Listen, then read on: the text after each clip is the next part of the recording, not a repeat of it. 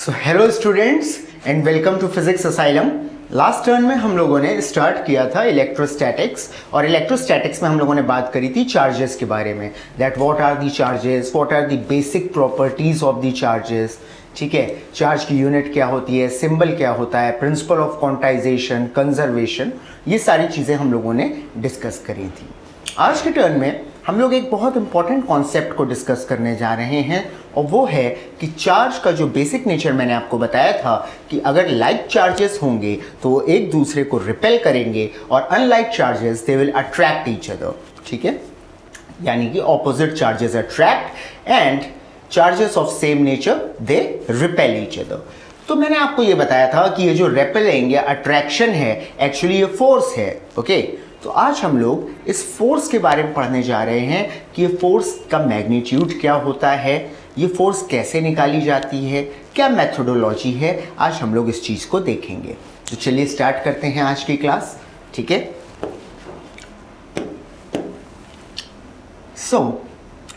हम लोगों ने देखा था कि अगर हमारे पास दो चार्जेस हैं, मान लीजिए ये प्लस क्यू है, राइट, और ये माइनस क्यू है, और ये कुछ डिस्टेंस की दूरी पे एक दूसरे से रखे हुए हैं, they are placed at the vicinity of each other. ठीक है, तो ये जो प्लस क्यू वाला चार्ज है ये माइनस क्यू वाले चार्ज को अपनी तरफ अट्रैक्ट करता है, राइट, और ये माइनस क्यू वाला चार्ज ये प्लस क्यू वाले चार्ज को अपनी तरफ अट्रैक्ट करता है। ओके, सिमिलरली अगर मेरे पास दो पॉजिटिव या नेगेटिव चार्जेस हैं, कुछ भी हो सकते हैं, मैं प्लस माइनस क्यू ले रहा हूँ, तो ये दोनों चार्जेस एक दूसरे को रिपेल करते हैं। ये पहला वाला चार्ज, फर्स्ट चार्ज सेकंड को रिपेल करेगा, और सेकंड वाला फर्स्ट वाले को रिपेल करेगा। ठीक है, they are also placed at some distance from each other. ठीक है, मान लीजिए डिस्टेंस आर है। ओके, नाउ ये हमें अपने पुराने एक्सपीरियंस से पता है, हमने बेसिक क्लासेस में पढ़ा है कि व्हेनेवर अ बॉडी अट्रैक्ट्स, यानी कि पुलिंग या फिर रिपेल करती है, pulling and pushing is a force, yes और नो। तो एक्चुअली ये चार्जेस एक दूसरे पे फोर्स लगा रहे हैं, जिसकी वजह से ये एक दूसरे को अपनी तरफ खींच रहे हैं, और ये वाले एक दूसरे को दूर फेंक रहे हैं। This is pulling, this is pushing. ठीक है, पुलिंग एंड पुशिंग एक्शन। बात समझ में आई?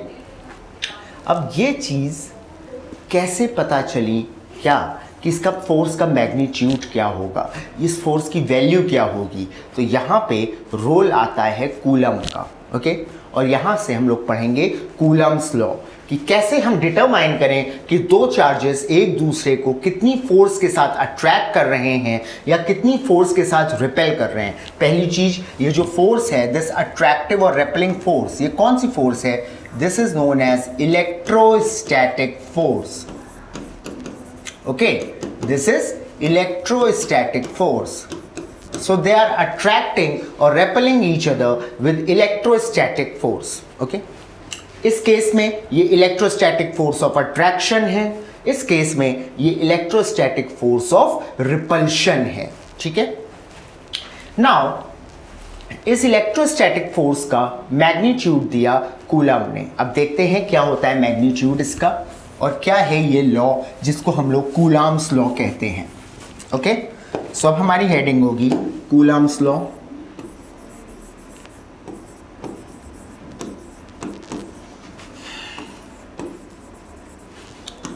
ठीक है, देखिए, मान लेते हैं मेरे पास दो चार्जेस हैं, this is plus Q and this is minus Q. Okay, और इनके बीच का डिस्टेंस है आर। ठीक है, ओके, या फिर आप इसको ऐसे भी कह सकते हैं, इसका नाम Q1 है, इसका नाम Q2 है। जनरल केस ले लेते हैं, पहला चार्ज है Q1, दूसरा है Q2, और दोनों को पॉजिटिव कर लीजिए। ठीक है, अब हमें ये बात मालूम है कि Q1 Q2 को रिपेल करेगा और Q2 Q1 को रिपेल करेगा। अब देखिए, अगर हम सेकंड चार्ज पे फोर्स निकाल रहे हैं फर्स्ट चार्ज की वजह से, ये वाली फोर्स जिससे Q1 Q2 को पुश कर रहा है, रिपेल कर रहा है, तो इस फोर्स को हम रिप्रेजेंट करेंगे F किस पे लग रही है? सेकंड चार्ज पे, तो 2 किसकी वजह से लग रही है? फर्स्ट चार्ज की वजह से। सो F21, ये रिप्रेजेंटेशन कुछ बुक्स में F12 भी है, ठीक है, वो अपना अपना तरीका है लेने का, लेकिन मैं आपको सजेस्ट करूंगा इस वे को फॉलो करिए, ठीक है, ज़्यादातर बुक्स में यही वे है, ओके, ऑफ रिप्रेजेंटिंग। अब जो सेकंड चार्ज फर्स्ट पे फोर्स लगा रहा है वो क्या हो जाएगी? फोर्स लग रही है फर्स्ट चार्ज पे, तो पहले फर्स्ट लिखेंगे, किसकी वजह से लग रही है? सेकंड की वजह से, सो F12, ओके। अगर मैं इस फोर्स के मैग्नीट्यूड की बात करूं, ये इलेक्ट्रोस्टैटिक फोर्स है क्योंकि चार्जेस लगा रहे हैं एक दूसरे पे और चार्जेस नॉन मूविंग है, तो अब अगर मैं इस फोर्स के मैग्नीट्यूड की बात करूं तो इसका मैग्नीट्यूड दिया जाता है F21 will equal to K times Q1 Q2 divided by square of distance of separation, ठीक है, K Q1 Q2 divided by square of distance of separation between the charges. इतनी बात हमें क्लियर होती है, ठीक है, ये बात हमें क्लियर होती है, राइट। ये है हमारी electrostatic force, this is our electrostatic force. अब देखिए, अगर हम इस वाली फोर्स को निकालें जो कि सेकंड चार्ज लगा रहा है फर्स्ट चार्ज पे, तो वो फोर्स कितनी हो जाएगी? लिखेंगे force on first charge due to second charge is equal to K times Q1 Q2 divided by R square. So ये दोनों फोर्सेस सेम है, वन एंड सेम थिंग है मैग्नीट्यूड वाइज, ओके। या डायरेक्शन ऑब्वियसली ऑपोजिट है, direction मैंने show भी कर दिया है, लेकिन दोनों का मैग्नीट्यूड सेम है दोनों फोर्सेस का, तो इसलिए आप इसको F से ही डिनोट कर सकते हैं। Why? Because of magnitude of F21 is equivalent to magnitude of F12, so I can generally denote it with F is equal to F21, तो मैं इसको F से रिप्रेजेंट कर देता हूं, तो मेरा जनरल फॉर्मूला बन जाएगा कि F is equal to K Q1 Q2 upon R square, and this is your Coulomb's law, this is your Coulomb's law. ये फोर्स होती है इलेक्ट्रोस्टैटिक फोर्स जो दो चार्जेस एक दूसरे पे लगाते हैं when they are placed at the vicinity of each other, या उनके बीच में जब कोई डिस्टेंस ऑफ सेपरेशन R होता है, ये फोर्स लगती है चार्जेस के बीच में। क्लियर? ओके। अब देखिए ये सारे वेरिएबल्स जो यहां लिखे हैं, एक एक करके इन वेरिएबल्स को देख लेते हैं।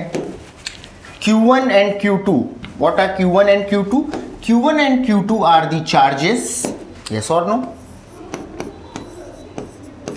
ये हमारे चार्जेस हैं, ठीक है।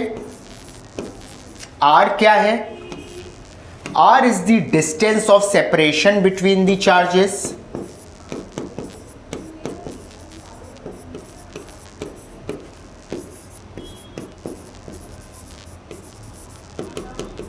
right?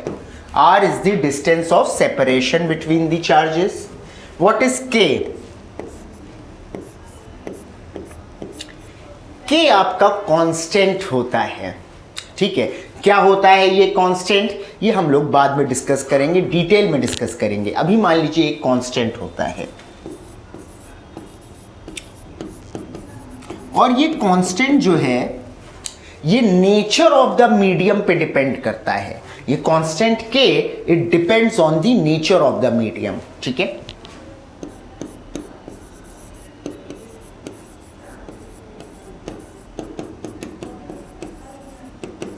ओके, ये वेरिएबल्स हैं हमारे पास। दो चार्जेस हैं, there are two charges, then there is distance of separation between the charges, and then there is K which is some constant we will discuss later, और ये constant nature of the medium पे dependent है, okay?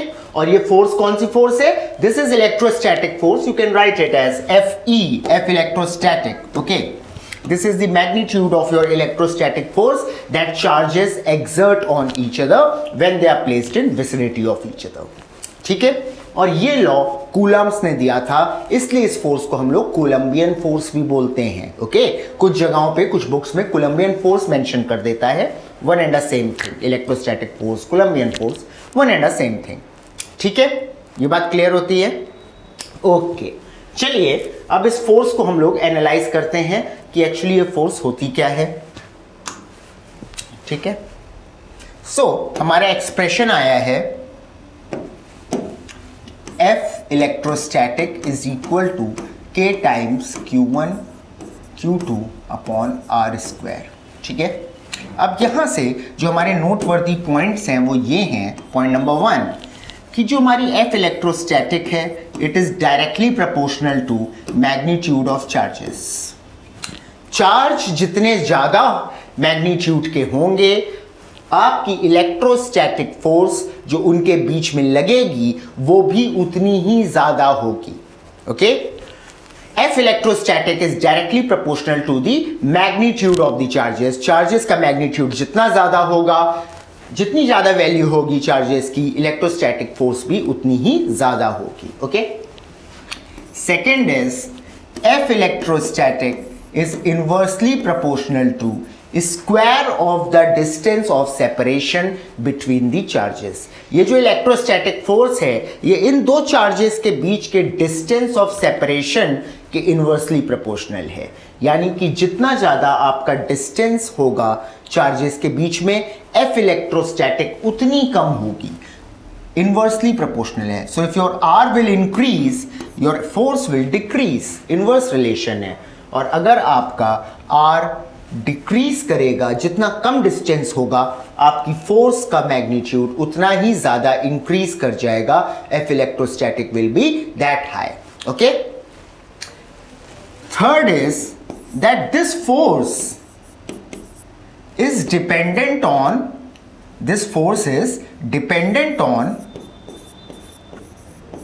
Nature of the medium. इस बात को समझिए।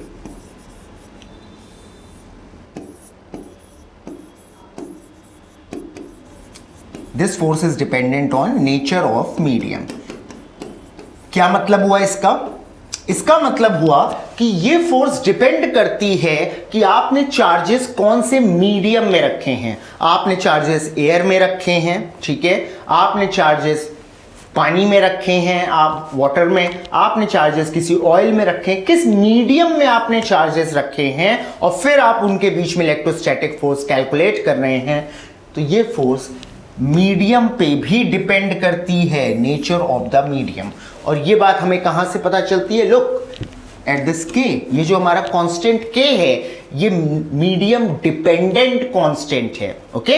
ये जो हमारा कांस्टेंट K है this is medium dependent constant. इसका मतलब हुआ कि K की वैल्यू अलग अलग मीडियम के लिए अलग अलग होगी। यस और नो? K की वैल्यू अलग अलग मीडियम के लिए अलग अलग होगी। तो जब K की वैल्यू अलग अलग होगी मीडियम्स के लिए तो F इलेक्ट्रोस्टैटिक्स भी अलग अलग मीडियम के लिए अलग अलग होगा। यानी force is dependent on the nature of the medium. ये बात समझ में आती है हमें? ठीक है।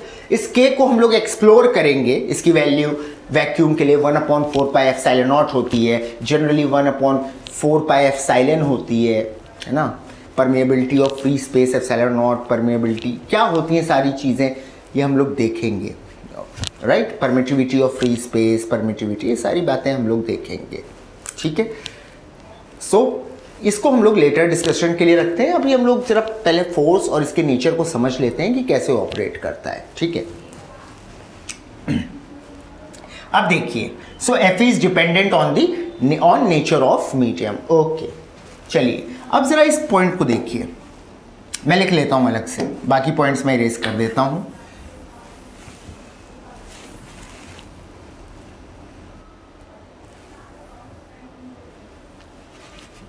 ठीक है। आप देख सकते हैं कि फोर्स R स्क्वायर के इनवर्सली प्रोपोर्शनल है, R स्क्वायर के। अब ऐसा ही कुछ रिलेशन आपने क्लास 11th में पढ़ा था F ग्रेविटेशन में। It was also inversely proportional to square of distance between the two masses. वो भी R स्क्वायर के इनवर्सली प्रोपोर्शनल थी।